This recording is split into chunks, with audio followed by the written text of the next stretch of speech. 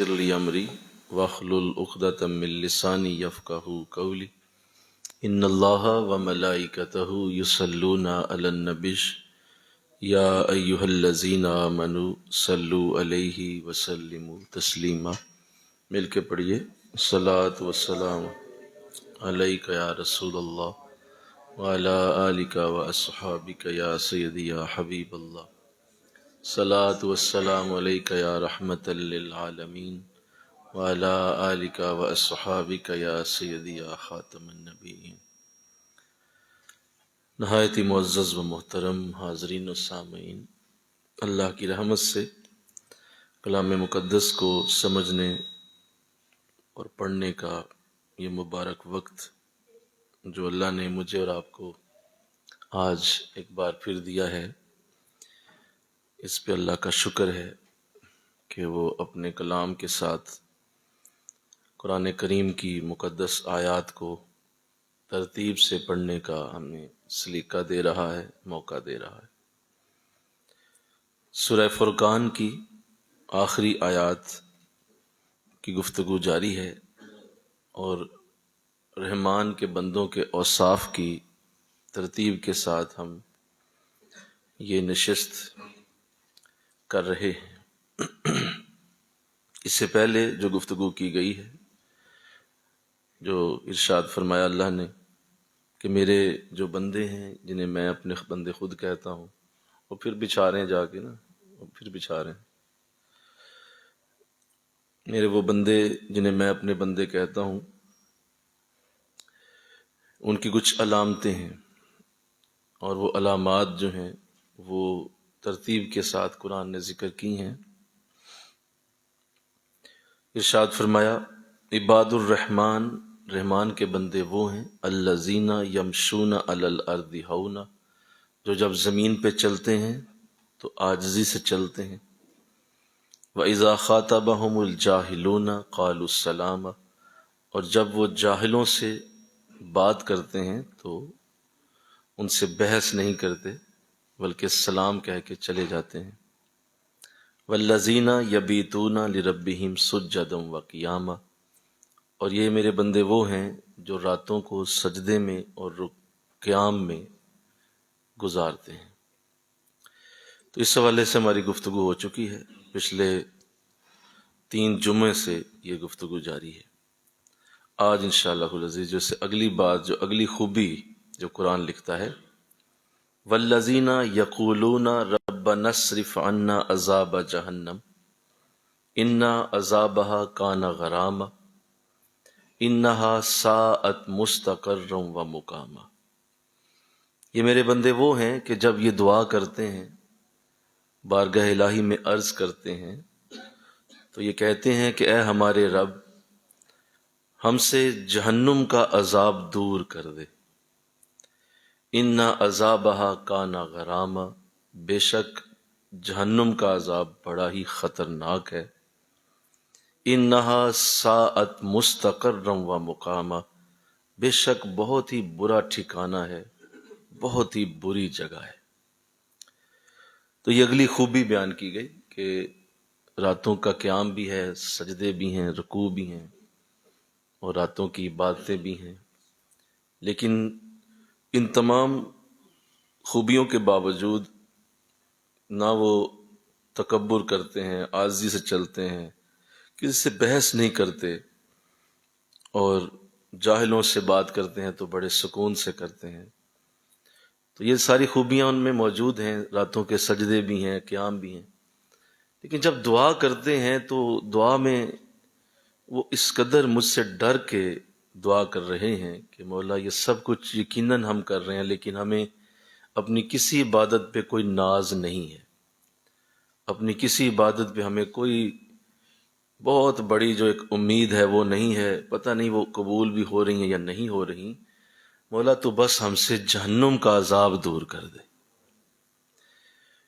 یعنی ان کے پیش نظر اپنی کوئی عبادت نہیں ہوتی، اپنی کوئی تسبیح درود، کوئی بہت بڑا کوئی نظام، بہت بڑی میں نے مسجد بنا دی، میں نے بہت بڑا جو ہے وہ مدرسہ بنا دیا، میں نے بہت بڑے عمرے اور حج کے انداز بنائے، کئی کئی نیکیاں کی ہیں، مولا مجھے کسی نیکی پہ کوئی اعتبار نہیں، تو بس مجھے جہنم سے بچا لے، بس جہنم سے میری جو چھٹکارے کی اگر حاصل ہو جائے یہ ترتیب، تو مولا مجھے اس سے بڑی کوئی سعادت نہیں، تو مجھے جہنم سے بچا لے۔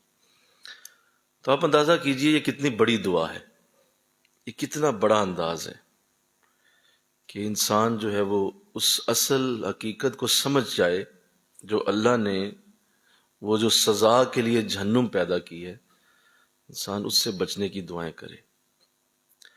ہم اپنی دعاؤں میں دنیا کی بہت ساری مصیبتوں سے بچنے کی دعائیں کرتے ہیں، کوئی چاہتا ہے بیمار نہ ہو، کوئی چاہتا ہے کہ میرا رزق تنگ نہ ہو، کوئی چاہتا ہے کوئی مولا حادثہ نہ ہو جائے، کوئی چاہتا ہے چھوٹا موٹا یہ معاملہ کوئی بنا ہوا ہے اللہ سے ختم کر دے، بس وہ اسی پہ لگا ہوا ہے۔ اصل جو سب سے بڑا جو امتحان ہے یا جس سے بچنے کی سب سے بڑی دعا ہونی چاہیے وہ جہنم ہے، اس سے بچنا ہے، کیونکہ کوئی بھی شخص ایسا نہیں پسند کرتا بلکہ دنیا میں بھی کہ اسے جیل میں جانا پڑے، قید ہونا پڑے، کوئی شریف شخص یہ پسند نہیں کرتا، اور اگر وہ قید کسی اخلاق کی وجہ سے ہو، یعنی کوئی ایسا معاملہ بنے کہ اخلاقی کوئی معاملہ بن جائے، تو اس سے بھی زیادہ بے عزتی اور کیا ہوگی کہ نہ صرف وہ اخلاقی معاملہ بنا بلکہ ساتھ جو ہے وہ جیل میں بھی جانا پڑ گیا ایک شریف شخص کو۔ تو یہ دنیا میں بھی گوارا نہیں ہے، اور دنیا میں بھی فرض کریں اگر کوئی جاتا بھی ہے جیل میں تو کتنے لوگ جانتے ہوں گے؟ 100 جانیں گے، 1000 جان لیں گے، 1,00,000 جان لے گا، باقی تو نہیں کسی کو پتا ہوگا۔ لیکن جو جہنم کی سزا ہے وہ حشر میں علل اعلان دی جائے گی، سب کے سامنے ہوگی، کھل کے کہا جائے گا کہ فلاں شخص کو جہنم میں ڈال دو۔ تو اتنی بڑی بے عزتی، اتنا بڑا معاملہ، اتنا بڑا تکلیف کا معاملہ بنے گا کہ ایک تو جہنم کی سزا ملی، دوسرا جو ہے وہ بے عزتی اور دنیا کے سامنے رسوائی علیحدہ ہو گئی۔ تو کوئی بھی شریف شخص یہ پسند نہیں کرتا، اس لیے جہنم سے پناہ کی دعا بہت بڑی ہے، اور اللہ نے اسے باقاعدہ قرآن میں درج فرمایا، اور ان لوگوں کی یہ علامت لکھی کہ وہ کبھی یہ دعا نہیں چھوڑتے، کہ میرے بندے ہیں اور انہیں ہر وقت مجھ سے بڑا بخشش والا بندہ ہی کوئی نہیں۔ یہاں تو ہم اہل سنت کو تو خیر عجیب بیماری لگا دی گئی ہے نا کہ ہم تو سارے ہی بخشے ہوئے ہیں، یہ میلاد کر لو بخشے جاؤ گے، یہ فلاں کام کر لو بخشے جاؤ گے، یہ فلاں ہو جاؤ بخشے جاؤ۔ ہمیں تو ایسے بخشش کے پروانے دیتے ہیں جیسے ٹرین کی ٹکٹیں بانٹتے ہیں۔ یہ انداز نہیں ہے، اللہ کے ہاں یہ انداز اگر ہوتا تو یہ 5 نمازوں کا نظام کیوں دیا گیا؟ یہ کیوں آپ کو جو ہے حج کے دن دیے گئے؟ کیوں رمضان کا پورا مہینہ بھوکا رکھا گیا؟ یہ کیوں زکوٰۃ کا نظام دیا گیا؟ یہ کیوں اتنے اتنے بڑے جو ہے وہ حکم اتارے گئے؟ شب معراج آئی، شب برات آئی، شب قدر آئی، یہ کیوں دیے گئے؟ اگر یہ یوں ہی بخشش ہو جانی تھی، ہمیں تو یوں بخشش کے پروانے پکڑاتے ہیں جیسے کوئی فری میں بانٹی جا رہی ہے جنت۔ یہ ہرگز نہیں ہے، یہ ہرگز بولو سارے نہیں۔ اگر ایسا ہوتا تو یہ اتنی بڑی دعا وہ لوگ نہ کرتے۔ وہ ایک نظام ہے، ایک سلسلہ ہے جس میں رہ کے زندگی گزارنی اور اس سلسلے کے اندر رہنا ہے۔ یہ تجربے آپ بعد میں کر لیجئے گا، چلا دیں، رہنے دیں۔ تو یہ بہت بڑا معاملہ ہے، اللہ ہمیں توفیق دے۔ انشاءاللہ کہہ دو ذرا، انشاءاللہ کہہ دو کہ ہر وقت کانپتے رہنا اور ہر وقت ڈرتے رہنا اور ہر وقت ایک کانپنے کی کیفیت کہ پتہ نہیں کیا بنے گا، پتہ نہیں کیا ہوگا، کس طرح جو ہے وہ موت آئے گی، کس طرح حشر ہوگا، کیا میرا بنے گا۔ ایسی کیفیت میں ایک زندگی گزرنا، یہی اصل میں اللہ چاہتا ہے۔ یہ کیا بے فکری کی زندگی ہے، یہ کیا بے فکری میں آپ پھر رہے ہیں اور آپ کو اندازہ ہی نہیں ہے کہ کل کو کیا ہونے والا ہے اور کل کو کس طرح جو ہے وہ حالت ہوگی۔ 50,000 سال کا دن کیا مذاق ہے جس کا انٹروڈکشن شروع میں ہی کرا دیا گیا، مالک یوم الدین، وہ قیامت کے دن کا مالک ہے۔ پہلے لمحے ہی نماز میں تمہیں قیامت کا ذکر سنایا گیا ہے۔ کیا مذاق ہے یہ؟ کیا مطلب یہ کوئی ہنسی کھیل ہو رہا ہے؟ یہ کوئی ٹھٹا ہو رہا ہے؟ قرآن میں 2000 سے زیادہ آیتیں قیامت کے دن اور جہنم کے اوپر اتری ہوئی ہیں. کیا وہ 2000 آیتیں پھر نکال دیں، ہم باہر کر دیں انہیں؟ آپ رہنے دیں، پھر آپ 2000 آیتوں کو چھوڑ دیں. آپ بھئی اتنا بڑا ذکر ہے، ان 2000 آیات کا جو قرآن کے اندر وجود ہے وہ کیا کریں گے آپ؟ اگر وہ کچھ بھی نہیں ہے اور ایسے ہی بخشش ہو جانی ہے تو ان 2000 آیتوں کو رہنے دیں، چھوڑ دیں. پھر ایسے تھوڑی ہے. تو اس لیے قرآن باقاعدہ ان کی یہ خوبی بیان کر رہا ہے کہ یہ میرے بندے ہمیشہ کانپتے رہتے اور ان کی دعاؤں میں یہی دعا رہتی ہے، مولا ہمیں جہنم کے عذاب سے بچا لے. وہ بڑا ہی خطرناک عذاب ہے، بڑا ہی خطرناک ہے، اور ساتھ وہ بڑا ہی بری ٹھہرنے کی جگہ ہے. ایسی جگہ سے ہمیں بچا اللہ. میں جسے پتا ہو کہ یہ بے فکری اللہ نہیں دیکھنا چاہتا تمہارے اندر ایک فکر دیکھنا چاہتا ہے. بھائی وقت گزر رہا ہے، وقت جا رہا ہے، جوانی گزر گئی ہے، بڑھاپا آ چکا ہے، موت کا وقت قریب ہے. تو اتنی بڑی دعا ہے کہ اتنا وہ راتوں کی باتیں کرنے والے، سجدے دینے والے اتنی اپنی فکر میں مبتلا ہیں کہ کسی طرح بس بچت ہو جائے، کسی طرح معافی ہو جائے.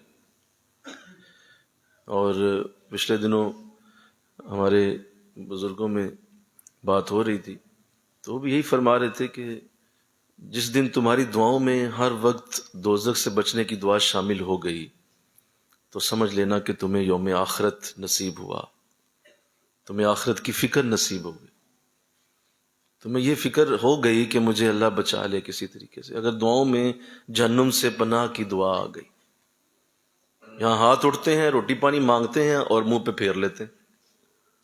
ہاتھ اٹھتے ہیں، فلاں کامیابی مانگتے ہیں، فلاں شے مانگتے ہیں، فلاں مانگتے ہیں، منہ پہ پھیر لیتے ہیں. جہنم کسی کو یاد ہی نہیں، کسی کے ذہن میں ہی نہیں ہے کہ اللہ اس سے بچا لے، ہمیں معافی دے دے، معاف کر دے بس. اللہ تو اللہ توفیق عطا فرمائے اور اس بڑی اعلیٰ دعا کو کرنے کا موقع دے. اور ایک بات اور بھی ہے، چونکہ ہم میں سے بہت سارے لوگ، زیادہ تر، وہ جہنم کو جانتے ہی نہیں ہیں، وہ اصل میں اس کی کیفیات کا علم نہیں رکھتے. جسے ڈیٹیل میں، تفصیل میں پتا ہے کہ جہنم کیا ہے اس سے پوچھو.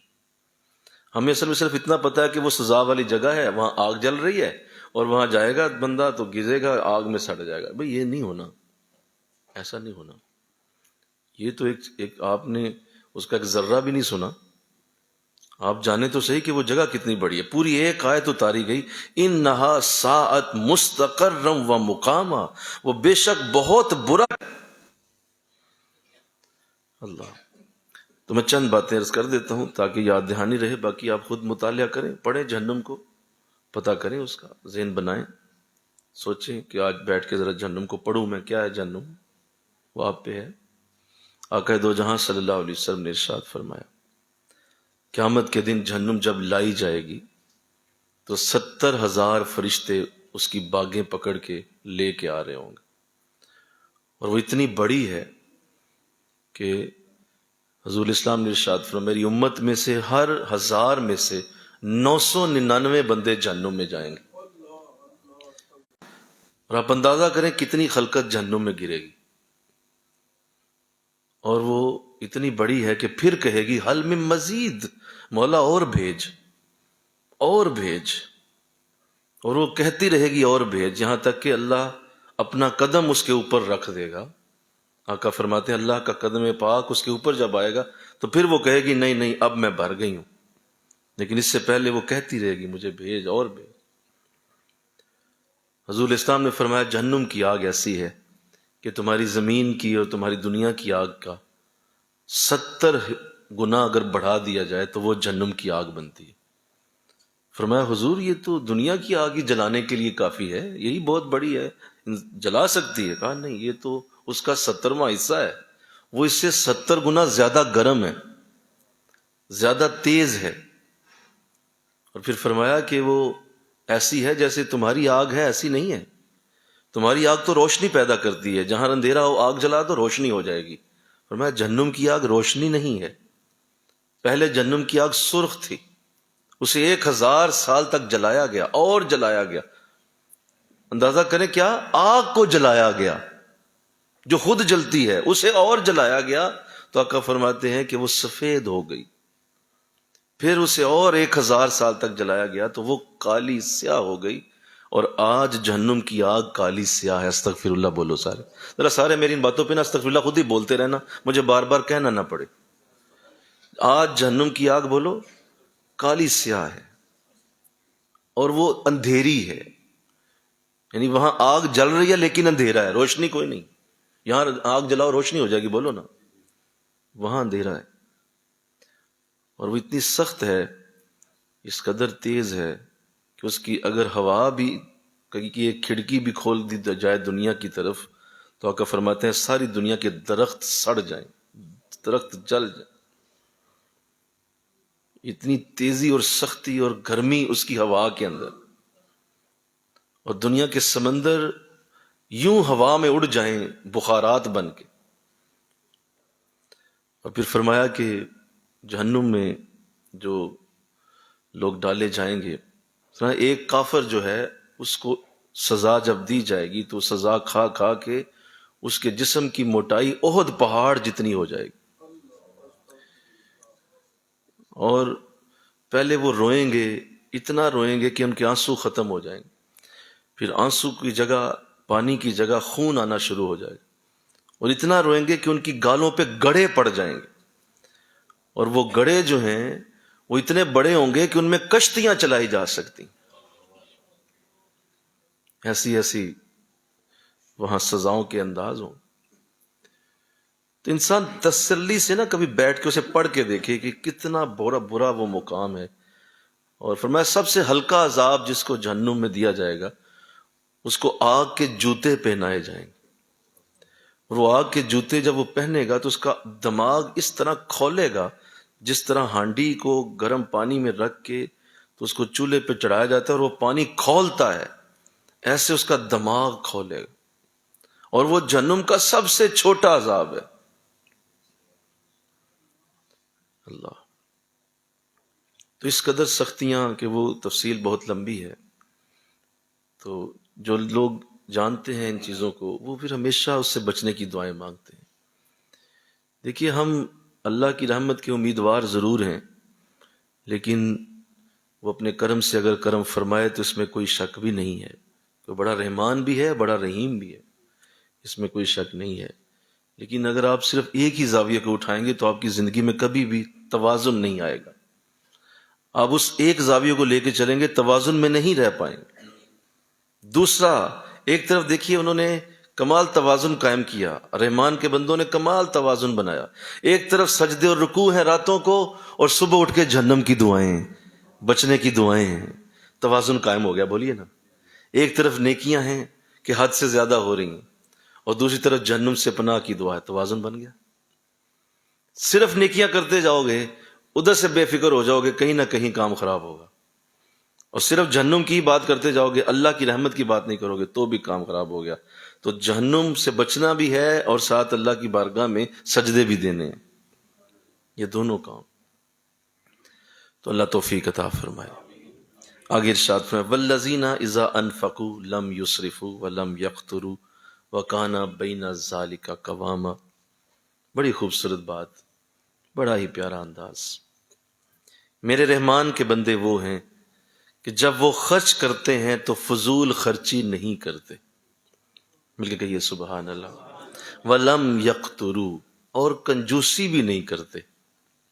وَكَانَ بَيْنَ ذَلِكَ قَوَامًا، بلکہ وہ اس کے درمیان رہتے ہیں۔ بڑی ان کی میانہ روی والی زندگی ہوتی ہے، درمیانی زندگی گزارتے ہیں، وہ اسراف نہیں کرتے۔ یہ اسراف کا لفظ قرآن نے جو استعمال کیا، والذین اذا انفقوا، جب بھی وہ خرچ کرتے ہیں، مال خرچ کرنا، پیسے خرچ کرنا، یہ تو ہر انسان کو اللہ نے دیا ہے، چاہے وہ غریب ہے چاہے امیر ہے، کوئی بھی ہے، مال سب خرچ کرتے ہیں۔ غریب اپنے حساب سے خرچ کرتا ہے، امیر اپنے حساب سے خرچ کرتا ہے، لیکن مال کو خرچ کرنا یہ ایک ہر شخص کے لیے ایک لازمی چیز ہے، چاہے مرد ہے چاہے عورت ہے، مال ضرور خرچ ہوگا۔ اب وہ مال خرچ جب ہونا ہی ہے تو اللہ کیا انداز دے رہا ہے کہ میرے جو بندے ہوں گے نا وہ اسراف نہیں کریں گے. مال کو خرچ کرتے ہوئے بولو اسراف کا لفظ استعمال کیا، فضول خرچی نہیں ہوگی.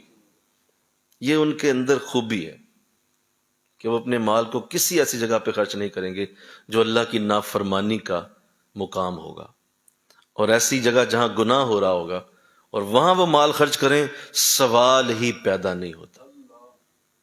وہ گناہ کے کام میں مال نہیں لگائیں گے.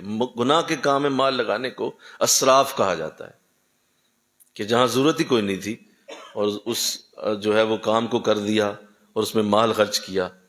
ہاں نیکی کے کاموں میں جتنا چاہے لگا لو، اسے اللہ اسراف نہیں کہتا. نیکی کے کام میں لگاؤ، رج کے لگاؤ، دین کے کام میں لگاؤ، کروڑوں لگاؤ، اللہ اسے اسراف نہیں کہتا. اسراف کہتا ہے گناہ کے کام. فضول خرچ والا جو انداز ہونا ہے، یہ میرے بندوں کا انداز نہیں ہے. اسلام اس قدر اس کو ناپسند کرتا ہے. مال تو چلو ایک الگ انداز ہے، میں بھی عرض کروں گا، میں آتا ہوں اس پہ کہ مال کیسے خرچ کرنے میں انداز ہونا چاہیے. اسلام اس قدر اسراف کو ناپسند کرتا ہے کہ جو فضول خرچ کیا جائے کسی بھی جگہ پہ، کہ وضو کے پانی کو بھی زیادہ استعمال کرنا اسلام کے اندر اسراف میں جائے گا. حضور اسلام تشریف فرما ہے، حضرت سعد بن ابی وقاص وضو فرما رہے ہیں رضی اللہ تعالیٰ عنہ، کہ حضور گزرے تو آپ نے دیکھا آپ کو وضو کرتے ہوئے، تو ارشاد فرمایا اے سعد کیا آپ کے پاس وضو کا پانی بہت زیادہ ہے؟ فرمایا نہیں حضور، یہ جو آ رہا ہے یہ وہی ہے. فرمایا تو پھر یہ اتنا زیادہ کیوں استعمال کر رہے ہیں آپ؟ سنو وضو میں بھی اگر کسی نے پانی زیادہ استعمال کیا تو اللہ اسے بھی گناہ میں لکھتا ہے. یہ حضور نے فرمایا. اسلام تو اس حد تک پابندی لگاتا ہے کہ تم نے وہ پانی بھی ٹھیک طرح سے استعمال کرنا ہے، حالانکہ وہ نیکی میں استعمال ہو رہا ہے. وہ وضو ہو رہا ہے بھائی، اس سے ہاتھ دھل رہے ہیں، منہ دھل رہا ہے، اس سے پاؤں دھل رہے ہیں، اس کو بھی ترتیب سے، سکون سے، بڑے آرام سے، زیادہ ٹوٹی نہ کھولی جائے کہ اتنا پانی بہہ جائے کہ اس سے بندہ غسل کر سکے. اور جناب نے وضو کیا ہے، ایک شخص اس سے نہا سکتا تھا، پورا غسل ہو سکتا تھا، اور محترم نے بڑی مشکل سے وضو کیا ہے اور کتنا پانی بہا دیا. تو اس پہ احتیاط کی جائے، انشاءاللہ کہہ دیجئے اس پہ منع کیا گیا. دوسرا جو اسلام منع کرتا ہے اسراف سے، وہ تعمیر کے اندر اسراف ہے. بے جا بلڈنگ بناتے رہنا، غیر ضروری کمرے بنانا، غیر ضروری بلڈنگیں کھڑی کر لینا، اسلام اس سے منع کرتا ہے. اور بڑے بڑے اونچے محل کھڑے کر دینا خالی، نہ کوئی جانے والا، نہ کوئی آنے والا، نہ کوئی بیٹھنے والا، نہ کوئی وہ استعمال میں آنے والے، اور کروڑوں روپیہ لگا کے محل بنا کے تو وہاں کھڑا کر دیا. وہ منع کیا گیا. اگر اسلام نے اس سے منع فرمایا. حضور گزر رہے تھے تو ایک صحابی کا گھر دیکھا تو اونچا تھا کافی. تو آپ نے پوچھا کہ یہ جو اونچا یہ کس کا مکان ہے؟ فرمایا حضور فلاں کا ہے. فرمایا بلاؤ. بلایا گیا. فرمایا یہ جو اوپر والے کمرے ہیں کون استعمال کرتا ہے؟ کہا حضور یہ تو ویسے بنے ہوئے ہیں، کبھی کبھی ضرورت کبھی پڑے گی کوئی تو استعمال کر لیں گے. فرمایا یہ تم نے غلطی کر دی ہے، جب ضرورت ہوتی بنا لیتے. یہ کیا اتنا بڑا کھڑا کر دیا. تو اگلے دن جب گزرے تو وہ پورا گھر زمین کے ساتھ برابر ہو چکا تھا. کہا یہ کیا ہوا؟ بلاؤ اس سے. کہا حضور آپ نے ناگواری کا اظہار کیا، میں نے گاری سارا ختم کر دیا. تو بیجا تعمیر کرتے چلے جانا، یہ محلوں کا شوق اور یہ بڑے بڑے اونچے جو ہے وہ اٹھا کے بناتے رہنا بلڈنگیں، یہ اسلام کا طریقہ نہیں. تو فرمایا حضرت ام سلمہ رضی اللہ تعالیٰ عنہ، میری اور آپ کی ماں ام المومنین، حضور اسلام کسی سفر پہ گئے تو واپس آئے تو ان کے حجرے میں گئے تو انہوں نے کچھ اینٹیں جو ہیں وہ اپنے حجرے میں کچی اینٹیں تھیں تو انہیں لگوایا ہوا تھا. فرمایا یہ کیا ہوا؟ فرمایا حضور میں چاہ رہی تھی کہ پردہ زیادہ بہتر ہو جائے، جہاں کپڑا ہوتا تھا تو میں نے ذرا لگا کے ان اینٹیں لگا کے تو میں نے اسے ذرا پردے کے لیے لگوا لیا ہے. حضور نے کیا جملہ بولا، ارشاد فرمایا ٹھیک ہے آپ نے اچھا کیا، ٹھیک ہے تھوڑا بہت پردہ ہو گیا، لیکن سنو اگر یہ ضرورت نہ ہوتی اور تم لگوا لیتی تو اللہ کے نزدیک یہ اچھا کام نہیں ہے، یہ بہتر نہیں. بے ضرورت تعمیر کرنا، فرمایا سب سے بری جگہ مسلمان کے خرچ کرنے کی وہ ہے جو بے ضرورت تعمیر ہو. جس کی کوئی تعمیر کی ضرورت نہیں، اسراف۔ اسی طرح جو قرآن کہہ رہا ہے کہ یہ لوگ کبھی اسراف نہیں کرتے، جب خرچ کرتے ہیں تو فضول خرچی نہیں کرتے، وہ ہے کھانے پینے میں اسراف۔ آپ کسی جگہ تقریب پہ گئے ہوئے ہیں، آپ کھانا کھانے لگے ہیں، ظاہر ہے بارات پہ بیٹھے ہیں، ولیمہ ہو رہا ہے، کوئی منگنی ہو رہی ہے، رسم ہے، کوئی بھی ہے، وہاں پہ کھانا انہوں نے رکھا ہے آپ کے سامنے، تو اب آپ نے اسی انداز میں سے کھانا ہے کہ جتنا آپ کو ضرورت ہے اتنا پلیٹ میں ڈالنا ہے۔ وہ جو پلیٹ آپ نے نکو نک بھر لی ہے، اس کو 2 منزلہ کھڑا کر دیا ہے، کس کے لیے کیا آپ نے؟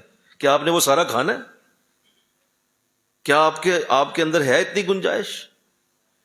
اور وہ کھانے پینے کے جو اللہ نے انواع و اقسام کے جو آپ کو معاملات دیے ہوئے تھے، آپ کو بہترین کھانے کی چیزیں میسر تھیں، آپ نے انہیں اپنی پلیٹ میں ڈال تو لیا ہے، اب اس کو کھائیں بھی گی اور برتن کو صاف بھی کریں گے تو بات ہوگی، ورنہ وہ تو ایک ایک دانہ تمہارے لیے عذاب کا سبب بن جائے۔ بڑی سختی ہے اس کے اوپر۔ اور حضور کی حدیث سنی، آقا علیہ السلام نے فرمایا یہ جو ہاتھ تمہیں دھونا کہا گیا کھانے سے پہلے، کہ بھئی ہر کھانا کھانے سے پہلے ہاتھ دھو لو، تو اس کی اصل وجہ کیا ہے؟ ایک اصل وجہ تو لوگ کہتے ہیں نا کہ اس سے ہاتھ دھل جاتے ہیں، جراثیم دور ہو جاتے ہیں، انسان صاف ہو جاتا ہے، پاک ہو جاتا ہے۔ اور ذرا حضور سے سنو کہ کھانے سے پہلے ہاتھ دھونے کی وجہ کیا ہوتی ہے؟ ارشاد فرمایا اس لیے کھانا کھانے سے پہلے ہاتھ دھونا ضروری ہے کہ کھانا ایک مقدس چیز ہے، اس سے ہاتھ لگانے سے پہلے احتراماً ہاتھ دھوئے جاتے ہیں۔ احترام ہے کھانے کا، وہ اللہ کی نعمت ہے جو تمہارے لیے رکھی گئی ہے۔ وہ کہاں کس کھیت میں وہ دانا پلا، کس بوری میں پڑا، پھر وہاں سے وہ کہاں سے وہ کسی سواری پہ لاد کے دکان پہ لایا گیا، وہاں پہ رکھا گیا، پھر مال خرچ ہوا اس کو خریدنے میں، پھر وہ گھر لایا گیا، پھر اس کو بڑے اہتمام سے پکا کے چولہے پہ رکھ کے کتنی چیزیں استعمال ہوئیں، پھر تمہاری پلیٹ میں وہ آیا ہے۔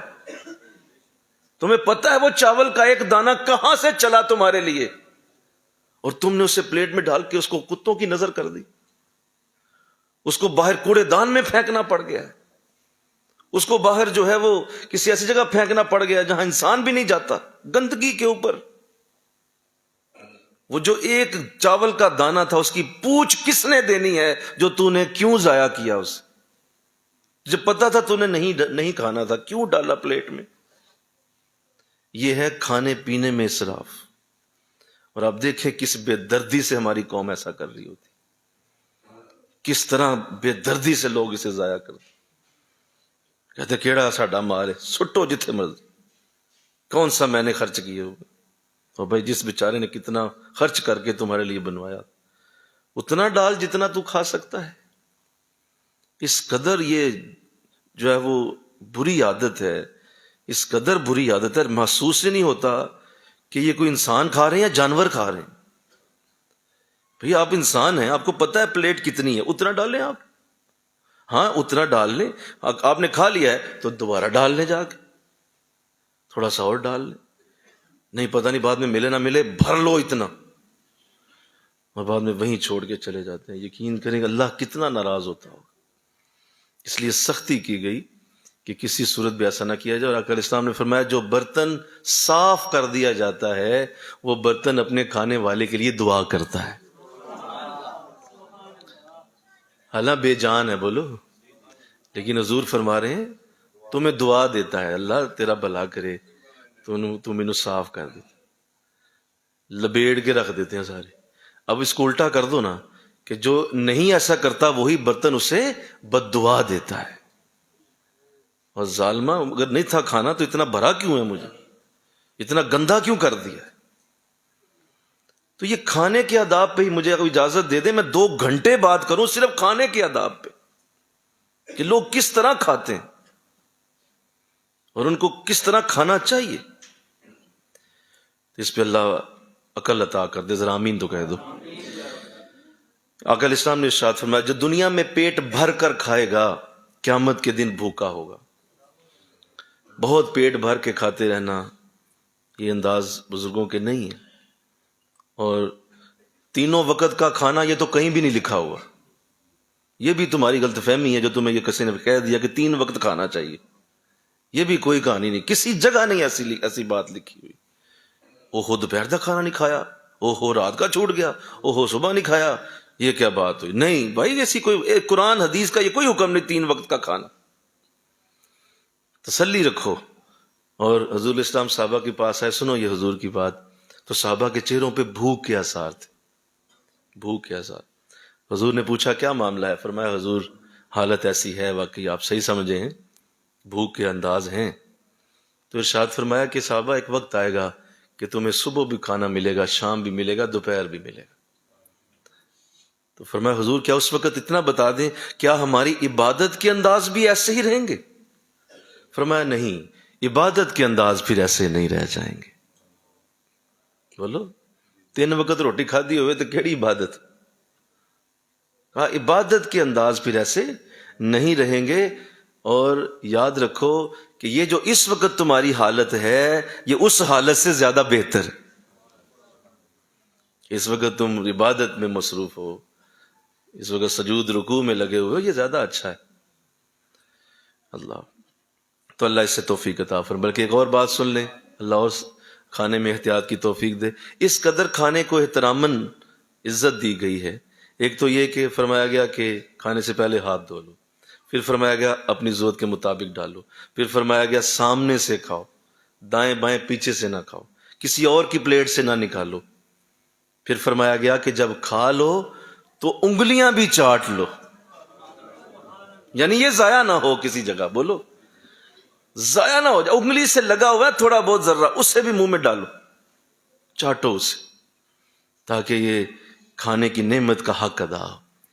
میں نے ایک عجیب بات دیکھی ہے، میں بزرگوں کی خدمت میں ظاہر ہے بیٹھنے کی موقع کی توفیق ملتی رہی، میں نے بزرگوں کو ایسے ہی کرتے دیکھا، اور پھر ایسے گھروں میں بھی گیا ہوں جہاں اللہ نے ایسے لوگ دکھائے جو اس طرح کھانے کو چاٹنا اور اپنے ہاتھوں کو چاٹ، میں نے دیکھا کہ اللہ ان کے دسترخوان کبھی خالی نہیں رہنے دیتا۔ جو انگلیاں چاٹتے ہیں نا ان کے دسترخوان خالی نہیں ہوتے، ان کے دسترخوان بھرے رہتے۔ تو اللہ توفیق عطا فرمائے۔ اس کے بعد زیب و زینت میں اسراف ہوتا ہے۔ زیب و زینت، کپڑے پہننا، جوتے استعمال کرنا، بہت زیادہ قیمتی چیزیں اس طرح کی استعمال کرنا، یہ بھی اس پہ بھی اسراف لوگ کرتے ہیں۔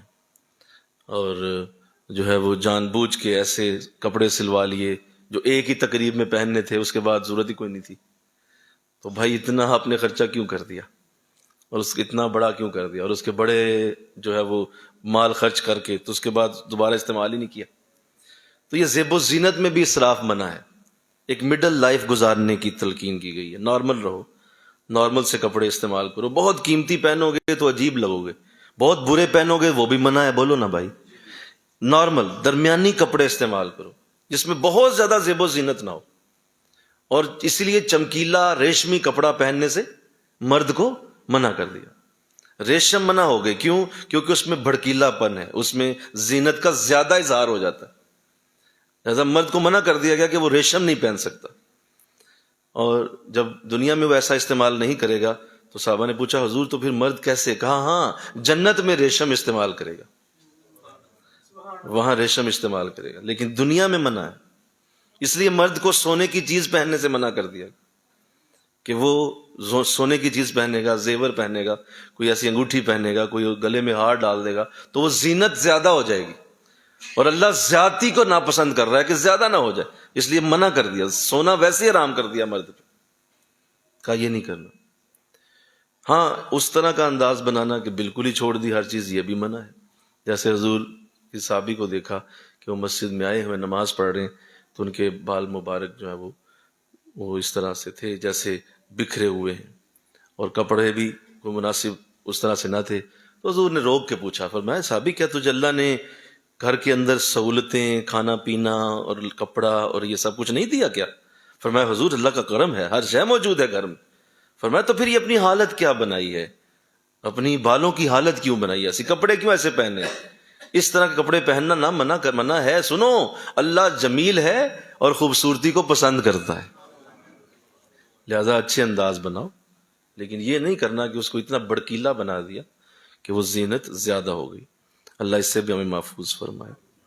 اس کے بعد جو اہم ترین بات جس میں مال خرچ ہوتا ہے وہ ہماری تقریبات ہیں۔ سنیے دھیان سے، ہماری تقریبات جو ہم آج دیکھیں، کتنی مہنگائی کا دور ہے، کتنے سخت دن ہیں مسلمانوں پہ، پوری دنیا میں ایسا ہے، صرف پاکستان میں ہی نہیں ہے، پوری دنیا میں یہی حال ہے، بڑی سخت مہنگائی کے دن ہیں اور چیزوں کی قیمتیں بلند سے بلند ہوتی جا رہی ہیں۔ ایسی حالت میں بھی آپ دیکھیے گا، ذرا اپنی کسی تقریب میں جا کے دیکھیں، آپ کو لگے گا ہی نہیں کہ مسلمان اس وقت کس حال میں، ایسے لگے گا جیسے کہ بہت ہی خوشحالی کے دن چل رہے ہیں، اور تقریب ایسے بنا دی جاتی ہے کہ اس کو اس طرح سے اس میں لاکھوں خرچ کر کے اور لاکھوں اس میں لگا کے تو لوگوں کو بلا کے تو بٹھایا جا رہا ہوتا ہے، جیسے پتہ نہیں کتنی خوشحال قوم ہے اس وقت پاکستانی، اس حالت میں لوگ اس کو کر رہے ہوتے ہیں۔ تو تقریبات کے اندر اسراف کرنا یہ نہ قرآن کا حکم ہے، نہ حدیث کا حکم ہے، نہ یہ کسی معاشرے میں پسندیدہ ہے۔ اپنی تقریب کو جتنا سادہ بنائیں گے اور جتنی سادگی میں لے کے آئیں گے، آپ اسی میں ہی بہتری پائیں گے۔ اور آقا دو جہاں کا یہ جملہ کتنا خوبصورت ہے، سب سے بابرکت نکاح وہ ہے جس میں کم سے کم خرچ ہو، برکت والا نکاح۔ اور دیکھا گیا ہے، یہ حضور کا جملہ اتنی تاثیر رکھتا ہے، یہ دیکھا گیا ہے کہ جو اس کے اگینسٹ کرتا ہے، لاکھوں لگاتے ہیں، بڑے مال خرچ کرتے ہیں اور اللہ تللو پہ خرچ کر دیتے، ایسی بات ضرور وہاں ہو جائے گی جس سے پوری تقریب کا مزہ کرکرا ہو جائے گا، اور لاکھوں لگا کے بھی آپ کو باتیں سننی پڑ جائیں گی، کیونکہ آپ نے حضور کی حدیث کے خلاف کام کیا۔ اور جو کہ بابرکت انداز میں رہتا ہے، نارمل رہتا ہے، آپ نے دیکھا ہوگا اس تقریب میں جائیں گے تو سکون ہی سکون ہوگا، رحمت ہی رحمت برس رہی ہوگی، چند لوگ ہوں گے، تھوڑے سے لوگ ہوں گے، کھانا کھایا، تھوڑا سا وہ گئے، بچی ساتھ لے گئے، برکت ہی برکت ہوگی، رحمت ہی رحمت اتر، کیونکہ حضور کا ارشاد اپنی جگہ پتھر پہ لکیر سے بھی زیادہ بڑا ہے۔ بابرکت ہے وہ نکاح جس میں کم خرچ ہو، لیکن نہیں، ہم نے تو جناب رشتہ داروں کو راضی کرنا ہے، ہم نے تو دوستوں کو راضی کرنا ہے، محلے والے کیا کہیں گے، دوست احباب کیا کہیں گے، لو دسو، مطلب نہ کٹ جائے گی میری، ہم نے یہ نہ کیا تو وہ ہو جائے گا۔ سب کی پرواہ ہے سوائے رسول کریم کے، جی جی، سب کی پرواہ ہے اور رسول کی نہیں ہے۔ کہتے ہیں وہ کون سے دیکھ رہے ہیں، انہیں پتا تیرا کتنا ہے، پتا ہے انہیں، یہ بھی پتا ہے تیرا نام کیا ہے، تیرے باپ کا نام کیا ہے، تیرے دادے کا نام کیا ہے، تیرے گھر کا دروازہ کدھر کو کھلتا ہے وہ یہ بھی جانتا ہے۔ اپنے کسی عزیز کو فون کر، اسے پوچھ، بتا میرے گھر کا دروازہ کدھر کو کھلتا ہے، وہ نہیں بتا سکے گا، تیرا رسول بتا سکتا ہے تیرے گھر کا دروازہ کدھر کو کھلتا ہے۔ تو کہتا ہے پتہ ہی نہیں چلا انہیں، وہ بڑا باخبر ہے، اس کی پرواہ نہیں ہے، باقی ہر شخص کی پرواہ ہو رہی۔ لہذا حال دیکھیے کیا ہوتا ہے۔ سب سے پہلے تو تقریب شروع ہوتی ہے ہماری منگنی سے۔ یہ منگنی کی رسم، اس کا کسی جگہ کوئی ذکر آن ریکارڈ مجھے بتائیں، کسی جگہ ذکر ہو، قرآن حدیث حضور کی زندگی صحابہ کی زندگی میں منگنی کی کسی تقریب کا ذکر ہو کہ باقاعدہ لوگ آئیں گے، انہیں روٹی کھلائی جائے گی، 15-20 لوگ ادھر سے آئیں گے، 15-20 لوگ ادھر سے آئیں گے، اور اس کو رسم بنایا گیا، لازمی قرار دے دیا جائے کہ بھائی یہ تو ہوگا، بھائی اس کے بغیر تو نہیں ہو سکتا، آپ روٹی نہیں آج کھلا سکتے تو آپ کل آپ نے ہمارے ساتھ کیا چلنا ہے، چھوڑے فارغ کریں ان لوگوں کو، استغفر اللہ۔ مطلب منگنی کو اتنا لازم کر دی، خود ہی اپنے اوپر ہی فرض کر لی، اور یہاں سے آغاز ہوتا ہے اب وہ فضول خرچی کا، اور وہ بے انتہا نحوست کا آغاز شروع ہوا، ہزاروں لگائے گئے، اور پھر کئی، اچھا بعد میں کیا ہوا، 2-4 بار یہ سب کچھ ہو گیا، اور پھر پتا چلا جی وہ تو فلاں بات ناپسند آ گئی ہے، وہ ہر شاید توڑ تاڑ کے منگنی توڑ تاڑ کے گھر بیٹھ گئے۔ اچھا تو وہ جو 1.5 لاکھ لگا تھا وہ کس کھاتے میں جائے گا، مجھے بتائیں، وہ 1.5 لاکھ کا آپ کیا حساب دیں گے کہ جو ٹوٹ گئی ہے منگنی، اب اس کا کیا حساب ہے؟ جی وہ تو کھلا دیا تھا، کھلا ایسے دیا تھا، کیوں کھلایا آپ نے؟ پتا تھا کہ وہاں معاملہ کیا بننے والا ہے۔ تو اس کی پھر نحوست آتی ہے، یہ وہ نحوست ہے جو منگنیاں توڑ دیتی ہے۔ بات سمجھیں کہ آپ جب بھی اللہ رسول کے حکم کے خلاف جائیں گے آپ کو نتائج بھگتنے پڑیں گے۔ تو یہ منگنی کی رسم سے آغاز ہوا، بولو سمجھ آ رہی ہے بات؟ یہ شروع ہو گیا کام، چلیں جی۔ اب اس کے بعد جناب کیا ہو رہا ہے، اب عیدیں جا رہی ہیں، اب شبراتیں جا رہی ہیں، استغفر اللہ، اندازہ کریں، شبرات جا رہی ہے بچی کے لیے، عید جا، ایک کنے دیتا تھا انہوں، یہ کس آیت میں ہے، کس حدیث میں ہے، کون سا معاشرہ ہے جہاں یہ چیزیں لازم ہیں؟ کیوں اپنے پاؤں میں بیڑیاں بنا لیں؟ کس نے تمہیں حکم دے دیے؟ کیسا تم نے یہ نظام بنا دیا؟ کیوں غریب کا جینا مشکل کر دیا؟ جس سب بھیجتے ہیں تو ہم نہ بھیجیں گے تو کیا کریں گے؟ اب جناب وہ جا رہی ہے، شبرات جا رہی ہے، اب عیدیں جا رہی، نہیں گئیں، فون آ گیا تیری عید نہیں آئی، ذرا استغفر اللہ تو بول دو یار۔ کون کرے گا اسے ٹھیک؟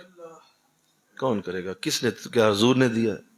کیا اللہ نے دیا؟ کیا رسول نے حکم دیا؟ کیوں آپ اپنے آپ کو ضائع کر رہے ہیں؟ کس کی پرواہ کرتے ہیں جو دنیا کبھی کسی کی بنی نہیں؟ کیوں آپ اپنے آپ کو ایسا ضائع کرتے ہیں؟ بھئی ہمارے ہاں نہیں ہے یہ، سیدھی بات کریں بھئی، ہم نہیں ایسا کرتے، ہماری ایسی کوئی ترتیب نہیں ہے۔ تسلی سے ہمارا معاملہ رہے گا، اور اگر رہے گا تو ٹھیک ہے، اللہ ہمیں ہمارے جوڑ کے دے دے گا۔ اگر آپ ہمارے جوڑ کے نہیں ہیں تو اللہ ہمیں دے دے گا، لیکن بھائی یہ چیزیں کوئی نہیں۔ لیکن کیا ہوا؟ او جی تھوڑے سے ہونے سے کیا، اس سے کیا ہوتا ہے؟ رسم بنتی ہے، یہ رسم بنتی ہے۔ تھوڑا سا کر دیا اور کوئی نہیں کر دیتے، تھوڑا سا کر دیتے ہیں، آپ نے کر تو دیا، اس سے رسم بن گئی، اس سے یہ چلتی چلتی نسلوں میں چلی گئی، اور ہم مسلمانوں نے کتنا مشکل کر دیا اسے۔ اس کے بعد آگے سنیے، جو بہت بڑا ظلم ہوتا ہے وہ بارات کا تصور ہے، اور اس میں بھی پورا دھیان رکھ کے، بلکہ اب تو پہلے کھانے طے کر دیے جاتے ہیں کہ یہ کھانا بنائیے، بچی والے، وہ بوڑھا باپ، وہ بیچارہ بھائی، وہ کس طرح سے اس کا ارینج کرتا ہے، یہ تو اس سے پوچھو جو بیچارہ جس کے سفید بال ہو گئے، وہ کس طرح سے ارینج کر کے چلتا ہے، اور وہ کہتا ہے یار کس طرح کروں، کیا کروں؟ اور وہ 200 بندہ 400 بندہ جو ہے وہ چاہ پڑتا ہے اس کے اوپر، پوری طرح پل پڑتا ہے، اور اس کو اس طرح بنا دیا گیا کہ یہ تو ایک ایسی چیز ہے جس کے بغیر تو زندہ رہنا ہی ممکن نہیں۔ آقا دو جہاں صلی اللہ علیہ وسلم نے 11 نکاح فرمائے۔ کتنے نکاح فرمائے؟ 11 نکاح فرمائے۔ کسی ایک میں بھی بارات کا کوئی تصور نہیں، کسی ایک نکاح میں بھی ایسا نہیں ہوا۔ چند لوگ گئے ہیں اور جا کے ایسا ہی ہوا ہے۔ میری اپنی شادی ہوئی تھی، بڑی بات ہے، میں نے ان سے کہا جی 40 لوگ آئیں گے، 40 سے بھی میرا خیال ہے کوئی 50 ہو گئے بس، بڑی مشکل سے، اور اسی طرح کا اندازہ کر کے کہ بھئی اس سے زیادہ نہیں کرنا۔ تو اس قدر اس کو سختی سے لاگو کر دیا گیا ہے کہ آج دنیا کا جینا آرام ہو گیا۔ بچیاں گھروں میں بوڑھی ہو گئی، ان کے چہروں کے اوپر جھریاں آنے لگی، چہروں بالوں میں چاندیاں اتر آئیں، بارات کدھر سے آئے گی، پیسے کتوں لے آوا؟ بچے بےچارے بوڑھے ہو گئے گھروں میں، انتظام ہی نہیں ہو رہا۔ کس نے تمہیں کہہ دیا ہے؟ کیوں اس بیڑیوں کو پہن کے پھر رہے ہو؟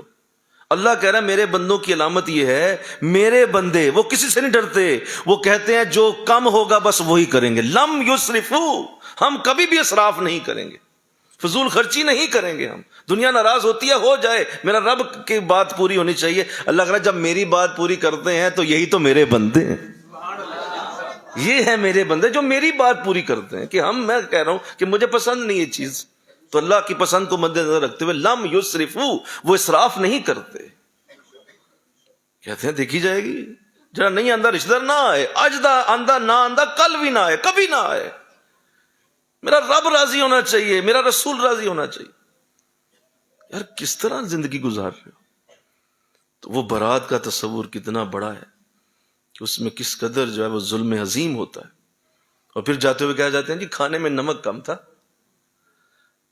وہ جاتے ہوئے کہا جاتے ہیں گھی بہت زیادہ تھا، کرسی سانو لبھی نہیں، پیچھے با دیتا، حد ہو گئی۔ ان کے لیے لاکھوں خرچ کیے، ان کے لیے جو جاتے ہوئے تیری بےزتی کر گیا۔ کس کے لیے زندگی گزار رہے ہو؟ میری یہ باتیں پہنچیں گی انشاءاللہ دنیا جہان تک۔ کس کے لیے کر رہے ہو؟ کیوں اپنے آپ کو ضائع کرتے ہو؟ اور یہ بارات کے جو انداز بنا دیے گئے، پھر اس کے بعد جہیز کا سلسلہ شروع ہوتا ہے، وہ تو ایک الگ چیپٹر ہے نا، اس کے اوپر تو بات کر کے دل ہی ساڑنا ہے بس، اور تو کچھ نہیں ہونا۔ کہ لمبی ترتیب بنا دی جاتی ہے، اور پھر وہ ایک جو ہے وہ بیچارہ اس کا انتظام کرتے، پھر اس کے قرضے اتارتے اتارتے باپ ہیپیٹائٹس کا مریض ہو کے مر جاتا ہے۔ یہ ہے ہمارا معاشرہ جس نے ہمارے معاشرے کا جینا آرام کر کے۔ اللہ کی ساتھ اسلام آسان ترین مذہب ہے، آسان ترین۔ ابھی پچھلے دنوں 2 شادیوں پہ میں گیا ہوں، میرے اپنے بچے تھے، ان کی جو شادیاں تھیں، تو میں نے ان سے عرض کیا کہ جی آپ مجھے بلانا چاہتے ہیں تو ایک ہی حل ہوگا کہ شادی ایسے ہوگی، یہ میری طرف سے عرض ہے، فلاں ہوٹل میں چلے جائیں، 10-20 لوگ ہم آ جائیں گے، 10-20 آپ آ جائیں۔ انہوں نے کہا جی حضور یہ وہ، میں نے کہا جی آپ پھر مجھے اس میں سے نکال دیں، آپ کر لیں جو کرنا، کون سی آپ ہماری بات مانتے ہیں، اور دیکھیں اور بھی تو لوگ کر رہے ہیں، تم بھی کر لو۔ لیکن انہوں نے کہا جی ٹھیک ہے پھر ہم ایسے ہی کر لیتے ہیں۔ 20 لوگ ادھر سے گئے، 20 لوگ ادھر سے گئے۔ 10 بجے جناب دلہن کو گاڑی میں لے کے وہ چلے گئے، کھانا شانا کھایا، بہترین کھانا ہوا، روٹی پانی کھایا، 10-20 لوگ تھے، اور بڑے آرام سے جو ہے وہ ایک چھوٹے سے ہال میں انہوں نے ارینج کیا ہوا تھا، اور وہیں سے وہ گاڑی لے کے چلے گئے۔ بتاؤ کیا کوئی مطلب کوئی ناک نکل گئی ہماری، اتر گئی ہے ناک، کوئی میرا بازو ٹوٹ گیا یا میرے کندھے اتر گئے ہیں، یا باپ کا جو ہے وہ کوئی جسم کا حصہ اتر، کچھ نہیں ہوا۔ اور میں نے جب دعا مانگی تو آنسو آ گئے کہ یا رسول آپ کرم فرما لیجیے۔ اچھا کیا کرم ہوا کہ جب وہ دعا کر کے فارغ ہوئے تو مجھے انہوں نے بتایا کہ حضور یہ کل اس بچی کی حرم مکہ کے لیے فلائٹ ہے۔ میں نے کہا یار اس قدر بڑا انعام کہ ابھی نکاح ہوا ہے اور کل ان کی فلائٹ ہے، یعنی یہ عمرہ کرنے جا رہے ہیں اگلے ہی دن۔ مزہ آیا کہ نہیں آیا بولو نا؟ یہاں نان کا غان ہنی مون منانے چلے جاتے ہیں 2.5 لاکھ لا کے، اور واپس آ کے پھر لڑ رہے ہوتے ہیں میں تو بیمار ہو گیا۔ ہم اپنے ہاتھوں پہ خود ہی بیڑیاں باندھنے والے لوگ ہیں، اپنے پاؤں پہ خود ہی کلاڑیاں مار مار کے کہتے ہیں حالات تو بہت خراب ہیں، حالات تو بہت خراب ہیں۔ بھئی آپ اپنی زندگی کو خود آسان بنا سکتے ہیں اگر آپ چاہیں تو، کیوں آپ اپنے آپ کو ذلیل کر رہے ہیں؟ اللہ کہہ رہا ہے لم یسرفوا، تم کبھی بھی اس بات میں نہ پڑو کہ میں ناراض ہوں گا، میں کہہ رہا ہوں تمہاری علامت ہی یہ ہوگی میرے بندے بننے کی کہ تم فضول خرچی نہیں کرو۔ اچھا اس کے بعد آتا ہے ولیمہ۔ اب ولیمہ جو ہے اس میں آپ کو حضور کی ایک بات سناتا ہوں، اور اللہ کرے حضور کی یہ بات ہمیشہ یاد رہے ولیمے کے لیے۔